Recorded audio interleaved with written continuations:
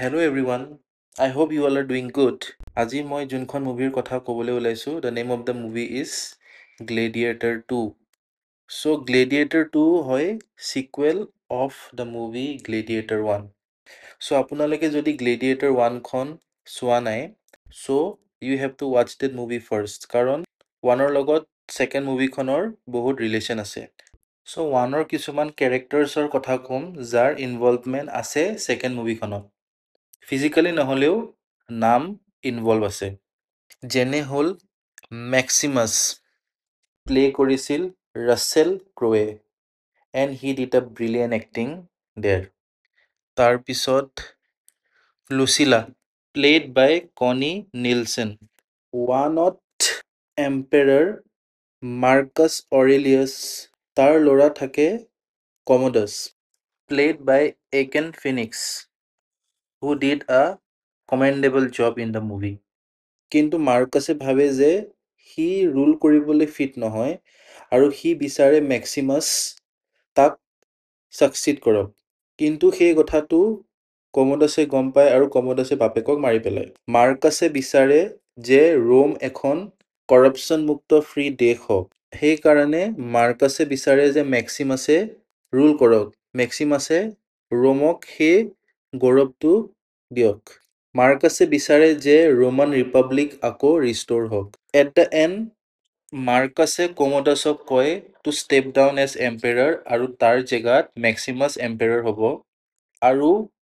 আৰু তাক কয় মেক্সিমাছক ছাপোৰ্ট কৰিবলৈ কিন্তু এই কথাটো কমোডাছৰ হজম নহয় আৰু কমোডাছে নিজৰ বাপেকক মাৰি পেলায় কমোডাছে এতিয়া নিজৰ নামটো ইউজ কৰে এজ এন এম্পেৰাৰ আৰু সি বিচাৰে যে মেক্সিমাছে তাক ছাপোৰ্ট কৰক কিন্তু মেক্সিমাছৰ অলপ ডাউট হয় মাৰ্কাছ মৰা কথাটো লৈ আৰু সি ছাপোৰ্ট নকৰে আৰু মেক্সিমাছক এক্সিকিউট কৰিবলৈ তাৰ ছ'লজাৰ্ছবোৰক আদেশ দিয়ে কিন্তু মেক্সিমাছ বাচি ওলায় আৰু সি ৰিটাৰ্ণ কৰে তাৰ ঘৰলৈ য'ত তাৰ ৱাইফ আৰু তাৰ বাচ্চাটো তাৰ কাৰণে ৰৈ থাকে কিন্তু কমোডাছৰ আৰ্মিয়ে ব্ৰুটেলি তাৰ ৱাইফ আৰু বাচ্চাটোক মাৰ্ডাৰ কৰি দিয়ে সেইটো ৰিভেঞ্জ ল'বলৈ মেক্সিমাছ ৰিটাৰ্ণ কৰে আৰু ফাইট কৰে এজ এ গ্লেডিয়েটাৰ ইন কলজম আৰু সি ৰিভেঞ্জটো পাই যায় at the end by killing Commodus তাৰপিছত মেক্সিমাছ মৰি যায় কাৰণ মেটচটোৰ আগত কমোডাছে তাক ইনজিয়ৰ কৰি দিয়ে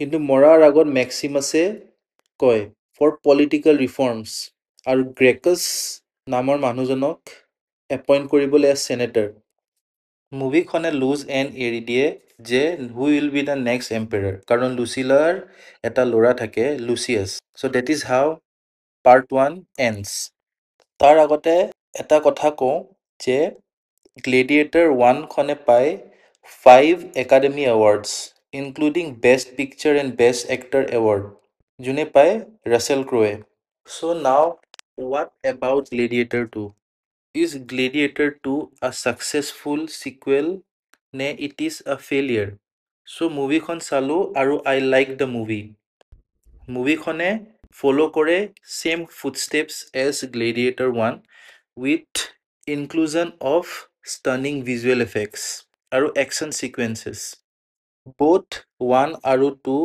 ডাইৰেক্ট কৰিছিল ৰিডলি স্কটে আৰু গ্লেডিয়েটাৰ 2 হয় একদম ভিজুৱেলি ষ্টানিং ছিকুৱেল যোনটোৱে ৰিভিজিট কৰে সেই গ্ৰেটনেছ অফ এনচিয়েণ্ট ৰোম আৰু এক্সপ্ল'ৰ কৰে থিমছ ছাচ এজ ভেঞ্জেন্স লেগেচি আৰু পলিটিকেল ইণ্ট্ৰিগ মুভিখন ছেট হয় after 16 years after the original movie আৰু ফ'ল' কৰে ষ্টৰি অফ হানো যোন হয় নুমিডিয়াৰ আৰু মুভিখনত নুমিডিয়াত এটেক হয় বাই ৰোম আৰু এটেকটো লিড কৰে জুষ্টাছ অকেচিয়াছ প্লেড বাই পেড্ৰ' পাস্কেল আৰু এই ইনভেজনত কি হয় হানৰ ৱাইফ আৰিছাত মৰি যায় আৰু হানক লৈ যায় into Rome as a slave আৰু তাক লৈ অহা হয় এজ আ গ্লেডিয়েটাৰ চ' 2 খনেও ফ'ল' কৰে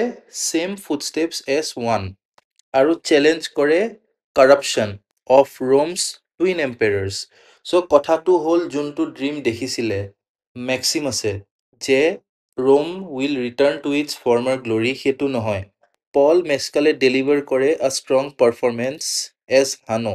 আৰু ইয়াতে ডেঞ্জেল ৱাশ্বিংটনে পৰ্ট্ৰেল কৰে মেক্ৰিনাছক, আ কমপ্লেক্স কেৰিছমেটিক গ্লেডিয়েটৰ প্ৰমোটাৰ। আৰু মুভিখনত তেখেতৰ ডেফথ আৰু এনাৰ্জি দেখা যায়। ফিল্মখন পেক আছে উইথ এপিক একশ্যন ছিকুৱেঞ্চেছ, য'ত ইনক্লুড আছে বেটেল উইথ ৱাইল্ড এনিমেলছ আৰু এটা নেভেল ফাইট চিন আছে, যোনটো হয় কলজামত।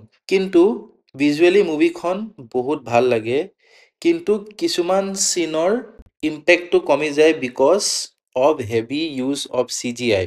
মুভিবিলাকত বেছিকেলি দেখা যায় বেছি হেভি CGI যদি ইউজ কৰা হয়, কিছুমান ইম্পেক্টফুল চিনছ কম ইম্পেক্টফুল লাগে। আৰু ইয়াতো সেই কথাটোৱে হৈছে ইউজ অফ CGI যোনটো অৰিজিনেলিটি আছে সেইটো ৰিডিউচ কৰি দিছে compared to the first movie. আৰু ফাৰ্ষ্ট মুভিখন ৰিলিজ কৰা হৈছিল 2000ত।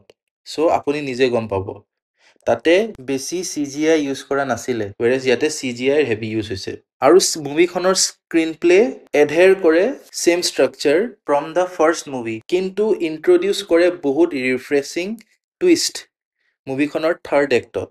অভাৰঅল গ্লেডিয়েটৰ 2 বেলেঞ্চ কৰে নষ্টালজিয়া উইথ ইন'ভেশ্যন আৰু অফাৰ কৰে ছলিড গ্ৰেণ্ডিঅ'ছ চিনেমেটিক এক্সপিৰিয়েঞ্চ।